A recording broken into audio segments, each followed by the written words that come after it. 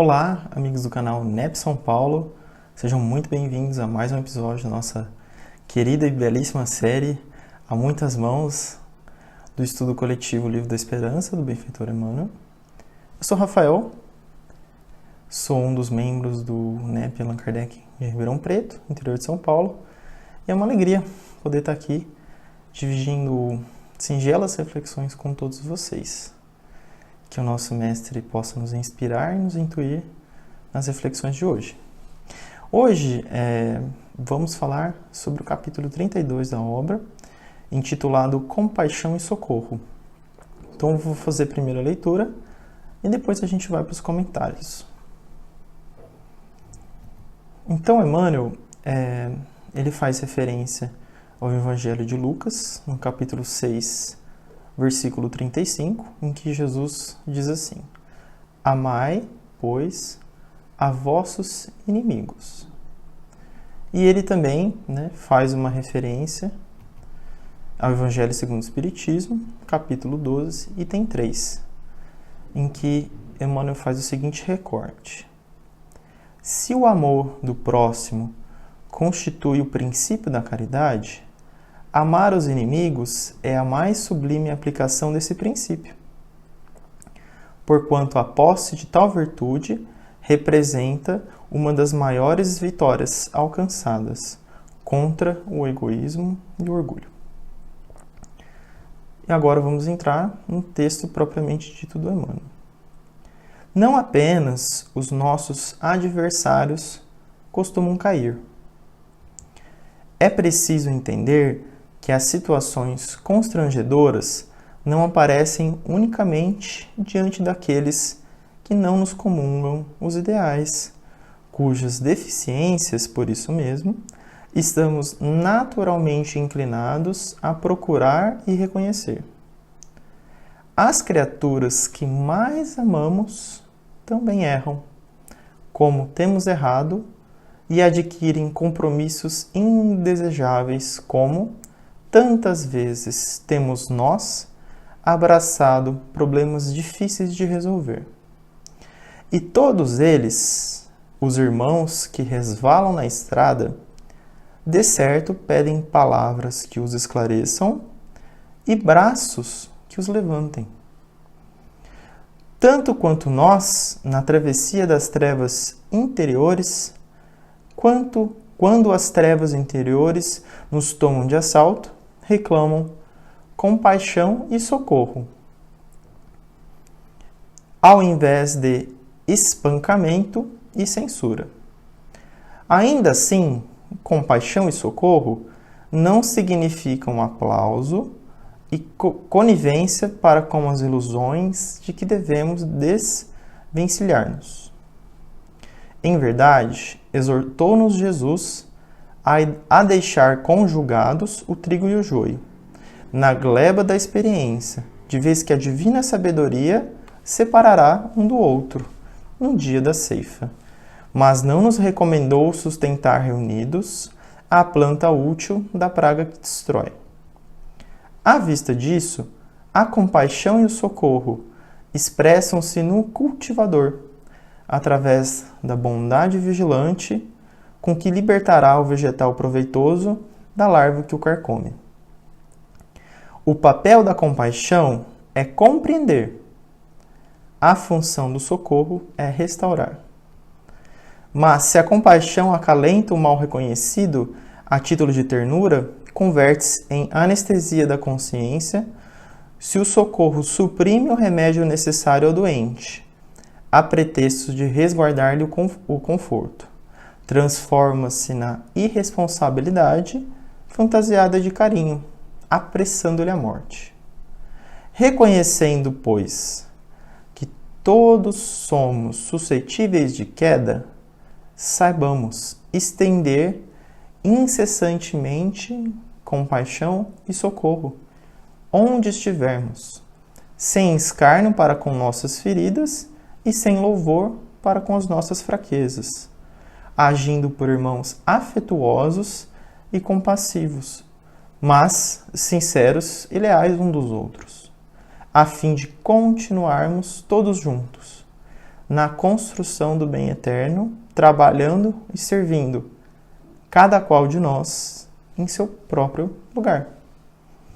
Essa aqui é uma mensagem belíssima, né, do Emmanuel, com todas as outras que quem está acompanhando a série está podendo perceber. E poderiam, né, haver muitos ângulos, né, interpretativos, de estudo, de reflexão. É um texto assim, muito denso espiritualmente, né? Mas, né, como infelizmente o nosso tempo aqui é curto, então eu vou tecer alguns singelos comentários e gostaria de dividi-los com vocês todos aí em casa. Interessante que o Emmanuel frisa, né, no texto e também ao longo do texto, a compreensão de que todos nós somos suscetíveis de cair, de queda, né? Todos somos ainda frágeis, né, vulneráveis. Como ainda estamos nesse planeta, né, de provas, expiações, em transição, né, nós ainda carregamos muitas sombras em nós, como já temos conquistado algumas luzes também, né? Isso varia de espírito para espírito, é claro, mas todos nós temos isso mais ou menos vivo em nós. Então todos somos misturas de sombras e luzes, né? Todos nós já conseguimos superar dificuldades, tropeços, mas ainda temos algumas feridas internas para serem curadas, para serem conciliadas, né? E a gente está aqui na encarnação justamente para isso. E interessante que o Emmanuel, ele coloca, né, que ele faz referência do amor aos inimigos, né? Só que ele fala que geralmente a gente presta atenção quando o adversário cai. Mas e aqueles que nós amamos, quando eles também caem, né? E quando nós mesmos caímos, né? O que a gente geralmente necessita? Como que a gente se sente quando a gente tropeça no caminho? A gente quer levar uma pedrada ou a gente quer ser compreendido, quer ser ajudado, né? Então, o Emmanuel nos traz uma série de reflexões acerca disso. E é interessante, né, essa linguagem que ele usa, né, a travessia das trevas interiores, né, que cada um de nós vai ter que fazer essa travessia, né, para a gente poder edificar o reino divino em nós, né. A gente não é possível alcançar a luz ignorando as nossas próprias trevas interiores. É preciso, né, fazer essa travessia interna. E diante dela, né, o Emmanuel coloca basicamente duas posturas, né? Uma postura que é a da compaixão e socorro, que tem um título, e a outra que ele contrapõe seria a postura do espancamento e da censura, né? Então, para a gente poder tecer um pouco os comentários, peguei dois exemplos, um que a gente vai ver a ótica da compaixão e do socorro, e o outro exemplo que a gente vai avaliar, refletir um pouco, essa postura de espancamento e de censura. Então, quando a gente fala, né, Jesus guia e modelo, que muitos de nós já algo até se tornou até um certo clichê, mas é algo extremamente relevante para nós, né? Quando a gente fala que Jesus é guia e modelo, a gente precisa compreender minimamente que modelo que ele é, para que eu possa, né, compreender como que eu devo ser, né, como eu devo proceder, né? E é claro que toda a vida do mestre, ela assim, exala, né, virtude, é o grau máximo sublime, que, enfim, né, sem comentários, mas a vida toda dele, ela é revestida, né, de misericórdia, de compaixão e de socorro. Mas teve um episódio em particular que eu gostaria de dividir com vocês. Não sei se todos sabem, né, mas tem na tradição espírita, né, pela revelação dos Espíritos, sobretudo pela obra do Chico, que quando Jesus desencarna, né, na crucificação, Judas, né, tomado por uma tremenda culpa, remorso, né, aquela dor íntima, aquele fogo da consciência, ele comete suicídio, se enforca, e ele vai para as regiões mais densas, né, do astral, do umbral. E quando Jesus desencarna, em vez de ele ascender para os planos sublimes, né, se bem que dentro dele já viu o reino divino, né, mas ele resolve, mesmo, né, apesar da traição, apesar de tudo, ele desce, né, ao umbral e ampara o amigo para que ele pudesse ser amparado, né. Isso é lindo demais. E tem várias mensagens que falam sobre isso, mas como o nosso tempo é limitado, eu trouxe um trechinho de uma mensagem do Espírito do Benfeitor Maria de Dolores, né, no livro Coração e Vida, na mensagem intitulada Amor e Perdão, em que ela faz de uma forma um pouco de poema, né? Então aqui é como se Jesus estivesse falando, entre aspas. Um amigo não esquece a dor de outro amigo que cai. Olha a compreensão, a compaixão. Antes de me altear a celeste alegria, ao sol do mesmo amor a Deus, em que te elevas, vali-me, após a cruz, das grandes horas mudas, e desci para as trevas, a fim de aliviar a imensa dor de Judas. Olha que lindo isso, né? Então Jesus, em vez dele subir, né, no seu reino de amor, ele resolveu descer e amparar o amigo que havia traído ele, né? E então, assim, esse é um exemplo, né, de misericórdia, né, de compaixão e de socorro, de atitude, né, porque Jesus vê em nós não as nossas sombras apenas, porque as sombras nossas, os nossos erros, por mais que nos pareçam tão grandes, eles são pequenos diante da eternidade, do Espírito, diante da misericórdia, diante daquilo que nós seremos um dia, né? Então Jesus vê muito além do que um equívoco, né? Que o que é o mal é transitório, é uma gota diluída, né, na eternidade, do mar da eternidade, do amor. Para nós, o mal parece algo muito extenso, mas quando a gente começa a ampliar do ponto de vista da eternidade, do espírito mortal, o mal ele é transitório, né? Mas tudo aquilo que é edificado no bem, no amor, nunca passará, né? É a eternidade. É a casa edificada sobre a rocha.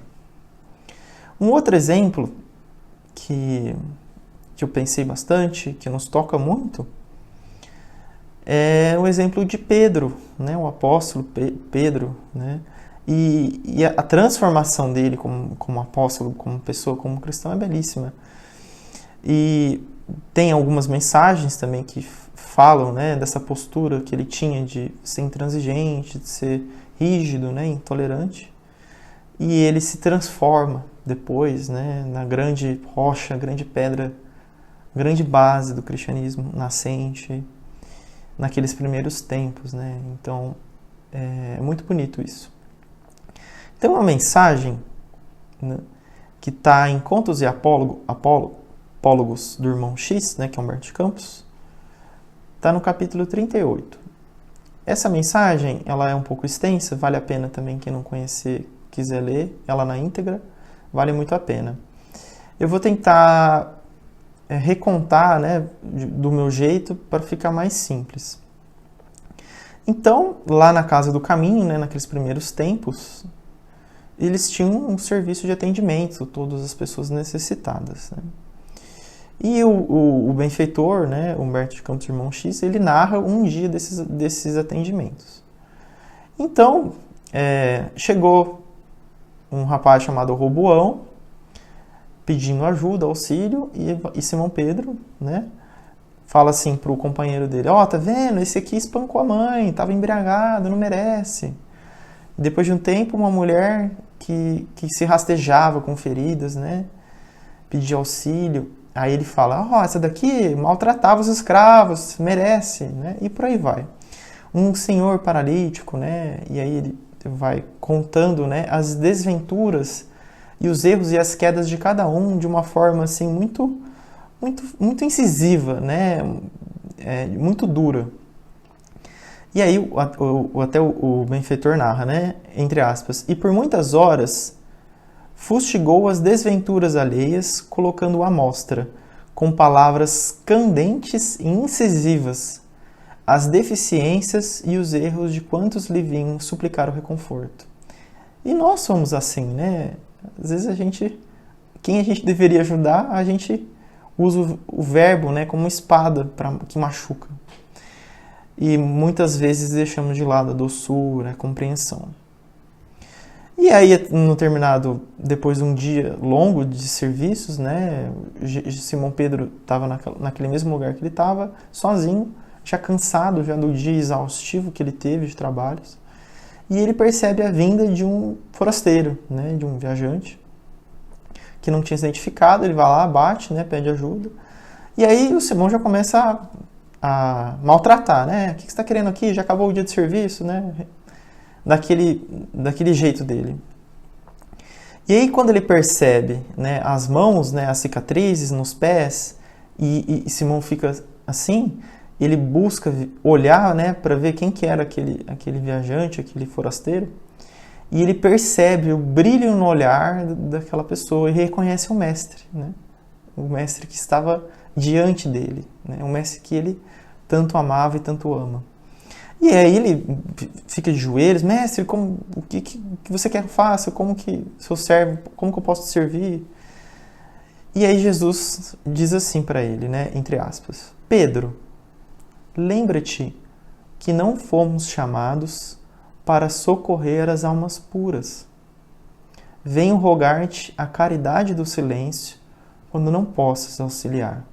Suplico-te para os filhos de minha esperança a esmola da compaixão. E depois, né, Simão Pedro cai em lágrimas, né, ele percebe e a presença do mestre se desaparece, né? Então é muito bonito isso, né? Será que a gente tem esquecido da esmola da compaixão? Quantas vezes temos esquecido a esmola da compaixão?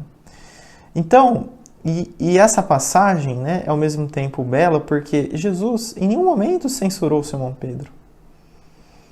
Em nenhum momento ele deixou de ter misericórdia com o amigo que estava se equivocando, né, na postura.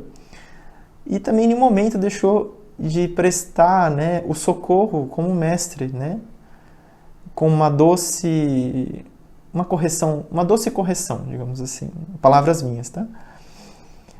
E a gente percebe, né, essa postura, né, como o próprio Emmanuel coloca no texto, de espancamento e censura em Simão Pedro, mas que depois, né, dessa vivência do Evangelho, dessa transformação pessoal, nessa base do cristianismo primitivo, ele se torna ao mesmo tempo firme, dócil, né, humilde.